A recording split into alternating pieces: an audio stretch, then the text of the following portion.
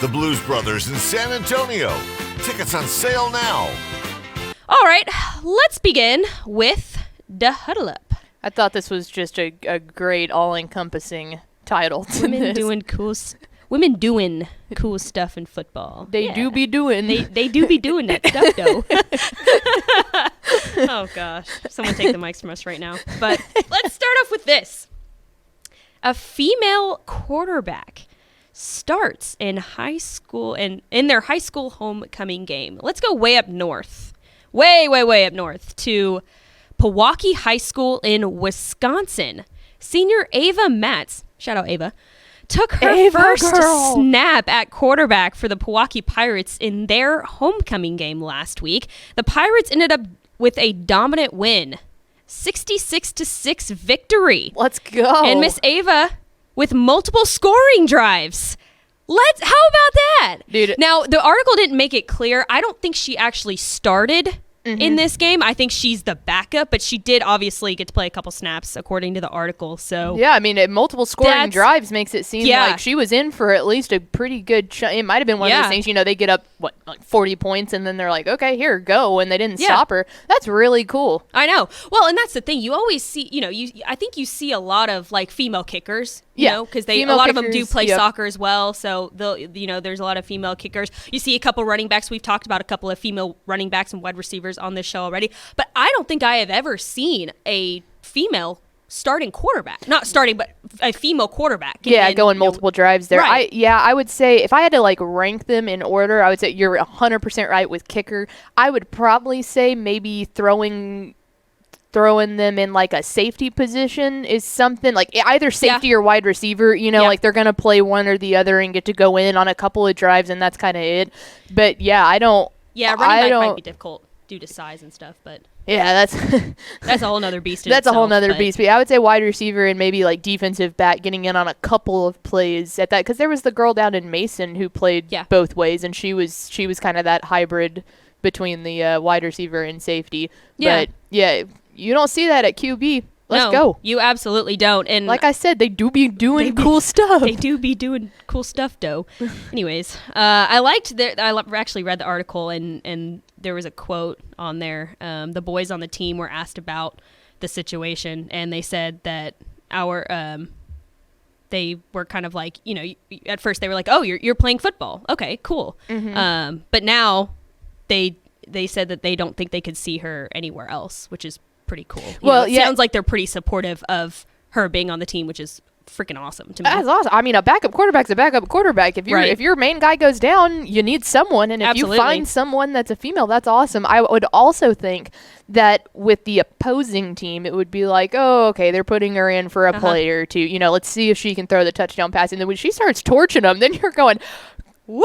Crap, we're about to have to tackle this lady, Yeah, that's the thing, too, I've always been curious about. I wonder if they hesitate. Yeah, I don't know. To tackle, I really don't. Well, I can tell you one thing. I bet you an offensive line is stepping up to the plate. Absolutely. Even more so with her than, I was just going to say, the coach might have found something out here, because that your offensive line, it's like, okay, well, if he gets tackled, it's whatever. But if she gets tackled, we're not letting that happen. So, I mean, hell, if you're looking for good offensive line play, maybe we just came up with something here. Yeah, that's pretty cool. But big shout out to Miss Ava Matz of Pewaukee High School in Wisconsin. We're always rooting for you. That is absolutely awesome, and stay safe out there. All right, let's go over to... I still haven't created a title for you. I am not the concierge of vibes, I can tell you that much. Is that me? That's you. All right, well...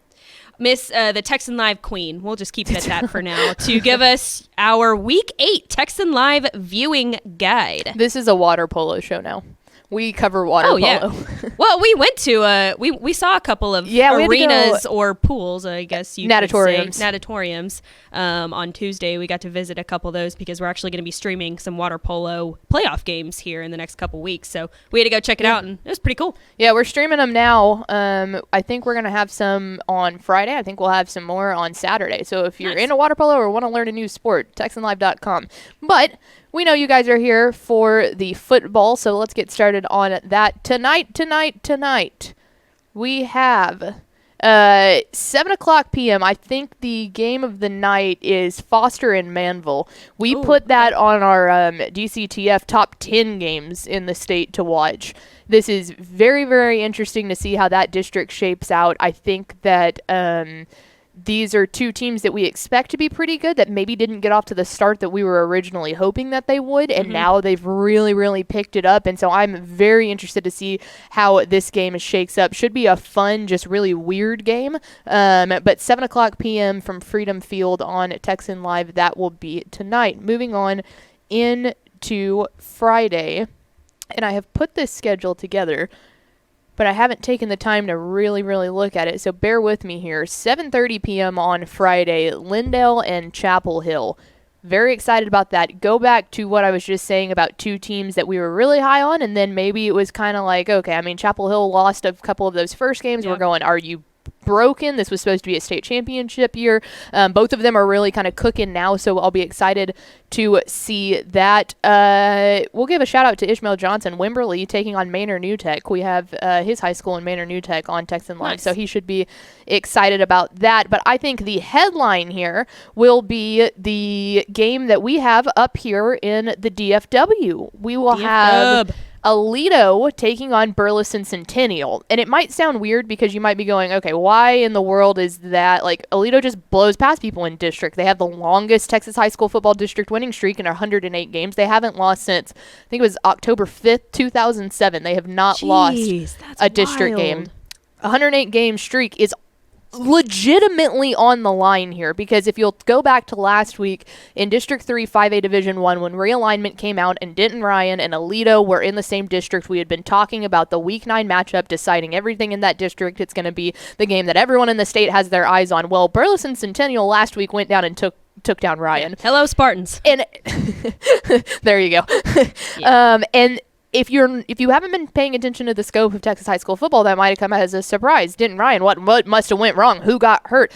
Burleson Centennial is a legitimate team, a legitimate contender, and they proved that. They straight up just won the game, and they have the chance at home tomorrow night at 7 o'clock on TexanLive.com to end the longest district winning streak in Texas high school football history. So catch all of that action on Dave Campbell's Texan Live. And then Saturday, it's looking like we're probably going to have like 9 different water polo matchups. So again, do that. But we do have 3 football games, and they're spread out all across the day. So if the college football thing is not your deal, don't worry. We've got you covered. 1 o'clock, Cy Falls and Cy Woods. Chase Snyder on the call. 2 o'clock, Baytown Lead in Kingwood Park. Trevor Bullard on the call. And then 7 o'clock, Gavin Moritz brings you Cy Park and Cy Lakes. Always a anticipated matchup there in the Cypress world. But I don't know how well Cy Park is this year, but you know, get on there and hop on and it's a game watch to watch Gavin. Yeah, exactly. It's a high school football game on a Saturday night at 7. Yeah. So there you go, the Week 8 slate, TexanLive.com. There you go. Lots of great games to catch on Texan Live. Make sure you subscribe at TexanLive.com/subscribe to get your water polo fixin', and of course your Texas high school football. But mainly your water polo. Your water polo and all the other playoff games we're going to be streaming this year. So there you go. Thanks so much for watching that video. If you would like more and to be notified when they come out, go ahead and click that subscribe button right down there. You can also watch Texas Football Today every day live at noon on TexasFootball.com, Facebook, Twitch, and right here on YouTube. For more of the best coverage of Texas football in the Lone Star State, go to TexasFootball.com/subscribe.